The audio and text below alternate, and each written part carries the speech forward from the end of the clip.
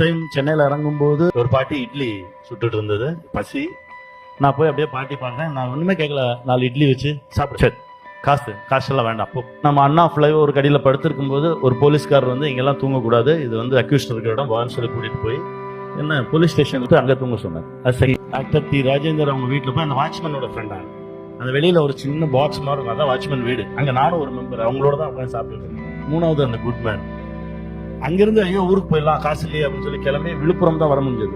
என்கிட்ட 10 ரூபீஸ் இருந்தது, 9 rupees 80 paise ticket. Villupuram வந்து 20 பைசே தான் இருந்தது. அங்கே ஒரு ஹோட்டலில் போய் சார் எனக்கு ஒரு ஒர்க் கொடுங்க நான் பண்ணுறேன் அப்படின்னப்ப அவர் சொன்னார், படிக்கிற ஸ்டூடெண்ட்டாக இருக்கு, நான் காசு தரேன், நீ ஊருக்கு போ அப்படின்னாரு. இல்லை நான் ஒர்க் பண்ணுறேன், நீ சேலரி கொடு, அப்புறமா நான் ஊருக்கு போகிறேன் அப்படின்னா. அவரும் நல்ல மனுஷன். நிறைய நல்லவங்களை நான் கிராஸ் பண்ணியிருக்கேன்.